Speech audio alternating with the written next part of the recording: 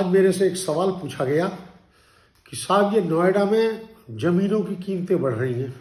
मैंने कहा वो तो पूरे इंडिया में बढ़ रही हैं। क्यों बढ़ रही हैं?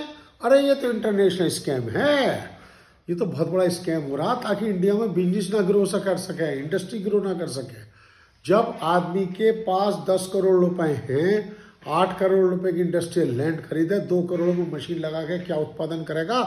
उसकी कॉस्ट ऑफ प्रोडक्शन तो वैसी हाई हो गई। गवर्नमेंट को इंडस्ट्री की लैंड फ्री देनी चाहिए, 2 साल का मोरेटोरियम दे, उसके बाद पैसा ले, रेवेन्यू का परसेंटेज ओनरशिप अपने पास रखे।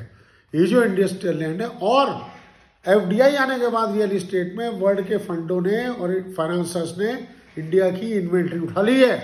जब इंडियन सेविंग्स रियल इस्टेट में जाएगी, इन्वेस्ट होगी, तो बिजनेस में इन्वेस्ट नहीं होगी। रियल इस्टेट में पैसा घूमता नहीं है, उसका रिपल इफेक्ट या मल्टीप्लायर इफेक्ट नहीं आता है। जबकि इंडस्ट्री में लगने से, मान लीजिए मैंने 10 करोड़ का प्लॉट खरीदा, मेरा 3 साल में 20 करोड़ का हो रहा, लेकिन 10 करोड़ में इंडस्ट्री लगा रहा हूँ, 3 साल में तो मेरा ब्रेक इवन भी नहीं आ रहा, लेकिन 10 करोड़ से 3 साल में 200 परिवारों को पाल रहा हूँ, एम्प्लॉयमेंट दे रहा हूँ, वेंडर्स को काम दे रहा हूँ, एम्प्लॉयज़ के घर चल रहे हैं। लेकिन लैंड में इन्वेस्ट करने से किसी का इकोनॉमी में फ़ायदा नहीं होता, सिवाय थोड़ा सा गवर्नमेंट को ज़्यादा टैक्स मिल जाता है और इन्वेस्टर को रिटर्न मिल जाती है।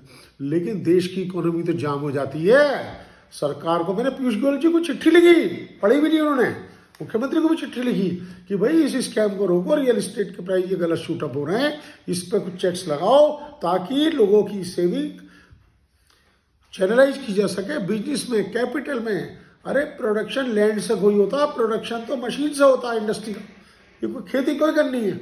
और ये जो नोएडा, ग्रेटर नोएडा में हुआ, ये बहुत बड़ा, मैं इसके बाद बात करूँगा। इससे आपने गांव भी खराब कर दिए और शहर भी खराब हो गया। इसमें मैं फिर बताऊंगा। रियल इस्टेट बहुत काजम कंसर्न है। हमारी देश की सरकार को तुरंत इस पर इमरजेंसी मीटिंग बुलाकर कुछ एक्शन लेना चाहिए। थैंक यू फ्रेंड्स, आज के लिए।